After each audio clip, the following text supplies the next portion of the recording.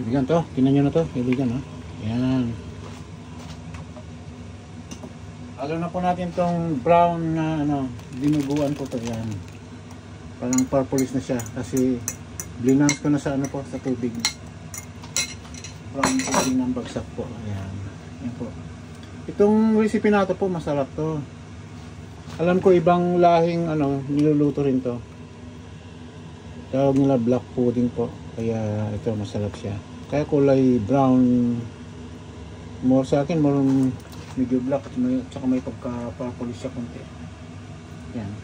Itinawag na black pudding kasi nga parang itin siya konti. Pero masarap po ito. Yan. Nakita niya po. Yan po. Alam natin ito mga yung capsicum niya po, yung sili niya.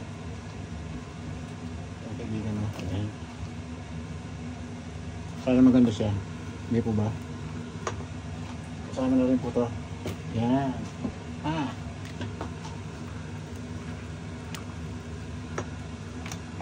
Kunting tubig po kasi nagdadry na siya. Mainit na po ito mainit na. Ayan. Pang-half cup lang po.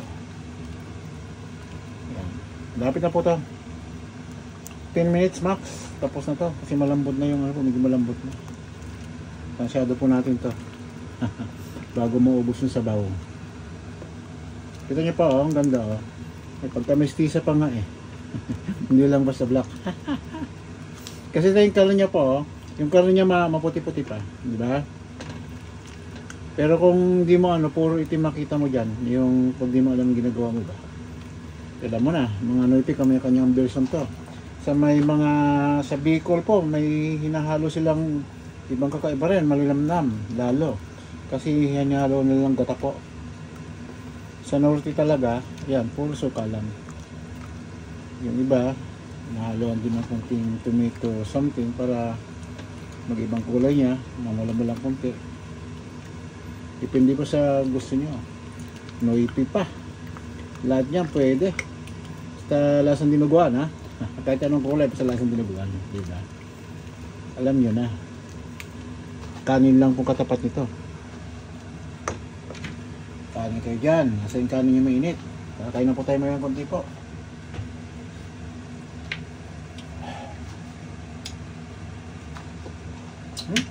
Kap. Sarap na po yan.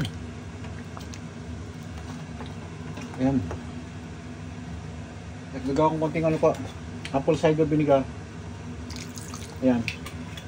Putis ko na lang kung nagay ko lang. Kasi na po. Malapit na po. Para may asin. Gusto ko yung sa dinuguan medyo malalasa mo yung asin ko. Pero hindi naman sobra. Makagat yung asin konti pag kinain. Para lalo kung laman loob yung mga hinalo nyo po. Ito kasi ang ginawa ko po rito, puro po to. Puro pork chop na boneless. Kaya puro laman. Kaya healthy siya. Healthy kung mabasal. Yan kaibigan. Diba? Ganda na. Ipagpin lang po yan. Ipagpin ng garlic powder. Ayan. Hindi na sa mga garlic powder po. Kunti pang black pep. Ayan. Ayan. Ipagpin na po yan.